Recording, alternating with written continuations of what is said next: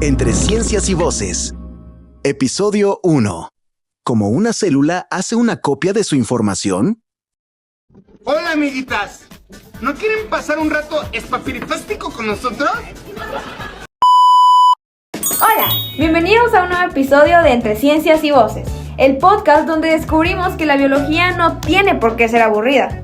Bueno, depende del examen que nos toque. Soy Angie. Yo soy Jime. Yo Abby. Yo Sam. Y yo soy Vivi. Somos estudiantes de ontología y hoy vamos a platicar sobre un proceso que ocurre millones de veces al día dentro de nuestras células y que, aunque no lo notemos, es indispensable para que podamos vivir. Vamos a hablar de la transcripción, cómo la ARN polimerasa lee el ADN para fabricar ARN mensajero, qué función tienen los promotores, los factores de transcripción y, por supuesto, las diferencias entre procariotas y eucariotas. Así que pónganse cómodos porque la idea es que esto no parezca una clase, sino una conversación entre amigas tratando de sobrevivir al pastel de biología. Así que pónganse cómodos porque la idea es que esto no parezca una clase, sino una conversación entre amigas tratando de sobrevivir al parcial de biología. Bueno, chicas, yo tengo una duda. Siempre nos dicen que el ADN tiene la información genética del organismo, pero ¿por qué simplemente no sabe del núcleo ya? O sea, ¿no sería más fácil así? Esa misma duda tenía yo, pero resulta que el ADN es demasiado importante como para estar moviéndolo de un lado para otro. Imagínense que tienen el único diploma original de su graduación. O del acta original de nacimiento. Jamás andarían cargándolo en la mochila todos los días porque se puede perder o dañar. Exactamente. Entonces la célula hace algo mucho más inteligente. Dice, no voy a mover el documento original, mejor hago una copia. Ah, entonces la transcripción consiste en hacer una copia del ADN. Sí, pero no cualquier copia. Solo se copia el gen que la célula necesita utilizar en ese momento. Porque tampoco tendría sentido copiar todo el ADN. Imagínense copiar 3.000 millones de letras solamente para fabricar una proteína. Sería como imprimir toda Wikipedia porque solo necesitas buscar una receta de panqueques. Ojo, no busquen en Wikipedia.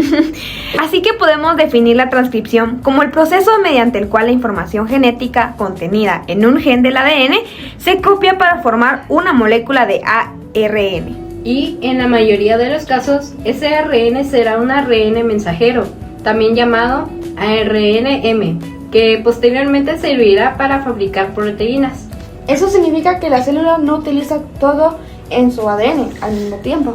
No, solo expresa los genes que necesita dependiendo de la función que esté realizando. Por ejemplo, una neurona y una célula muscular tienen exactamente el mismo ADN, pero producen proteínas completamente diferentes porque cada una expresa genes distintos. Y justamente esa capacidad de decir qué genes utilizar recibe el nombre de expresión genética.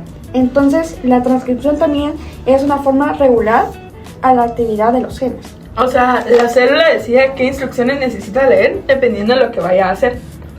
Bueno, vamos a ver si ya entendí. ¿Qué es la transcripción? Creo que ya entendí qué es la transcripción, pero me surge otra pregunta. A ver. ¿Quién hace esa copia del ADN? La protagonista del episodio. La estrella de la biología molecular. La empleada del mes. Ay, no puede ser. La ARN polimerasa. ¿Y qué hace esa exactamente? A ver, díganme. Es una enzima cuya función es leer una de las cadenas del ADN y sintetizar una molécula de ARN, utilizando esa cadena como molde. Es como cuando alguien está copiando un libro palabra por palabra. Solo que aquí las palabras son nucleótidos. Mientras la ARN polimerasa avanza leyendo el ADN. Va uniendo nucleótidos complementarios para formar el ARN. Pero esperen, o sea, el ARN con R también usa timina como el ADN con D. No. Esa es una diferencia importante. Ponete que en el ARN la timina se reemplaza por un uracilo.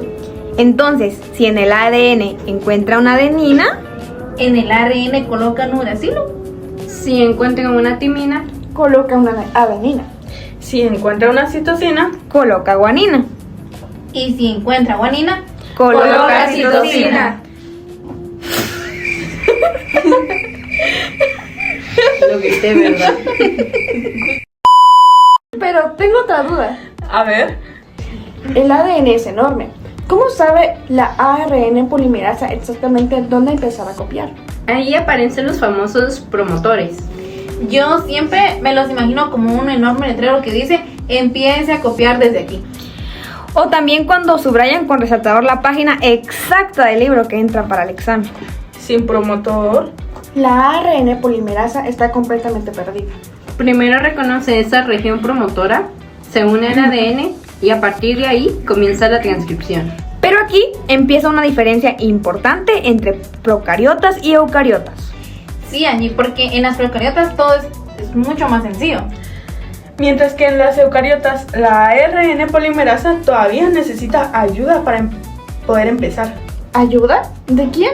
De unas proteínas llamadas factores de transcripción. Yo siempre los comparo con el equipo que organiza un concierto. Puchis, ¿cómo así? O sea, imagínate que la ARN polimerasa es la cantante principal. Antes de que salga al escenario, llegan los de iluminación, sonido, seguridad, producción. Ellos preparan absolutamente todo antes de que salga la ARN polimerasa.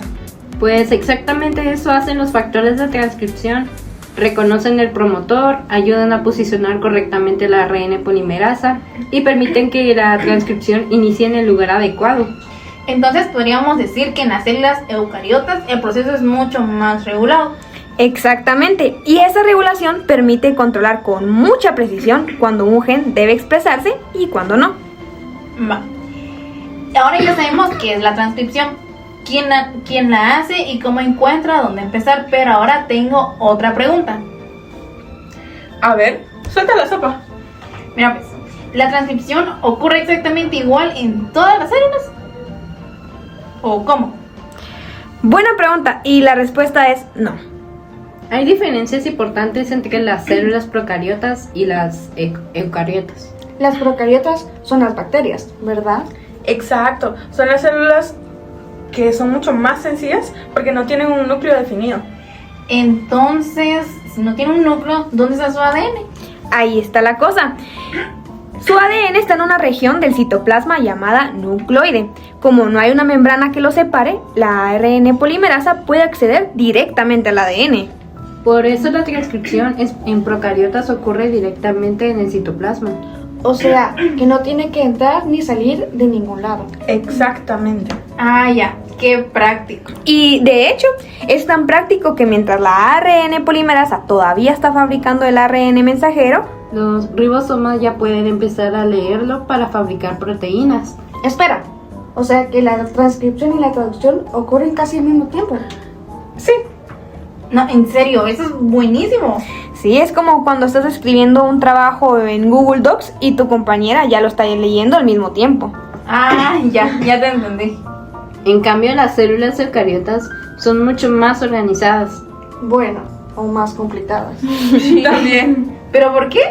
Porque sí tienen un núcleo y todo el ADN permanece protegido dentro de él. Entonces la transcripción ocurre dentro del núcleo. Pero el ARN mensajero no puede salir inmediatamente. Exacto. Primero, tiene que pasar por varios procesos antes de estar listo. Hay algo que siempre me confundía. Yo pensaba que solo existía un ARN polimerasa, pero no sé si estoy bien o no. Yo también pensaba lo mismo, pero ahorita vas a entender. Pero en realidad depende del tipo de célula. En las procariotas sí existe una sola ARN polimerasa que se encarga de sintetizar los diferentes tipos de ARN. O sea, una sola hace todo el trabajo. Exactamente. Ah, la gran. ¿Y las eucariotas? Ahí cambia completamente la historia. Existen 3 ARN polimerasas diferentes y cada una tiene una función específica. Primero, la ARN polimerasa 1 sintetiza el ARN ribosomal, que forma parte pues de los ribosomas.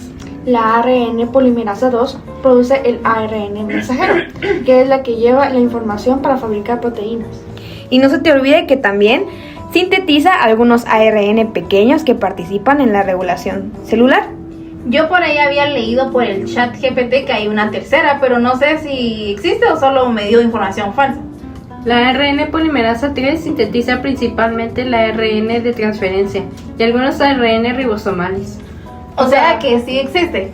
Ajá, existe. Es como una empresa donde cada empleado tiene un trabajo diferente.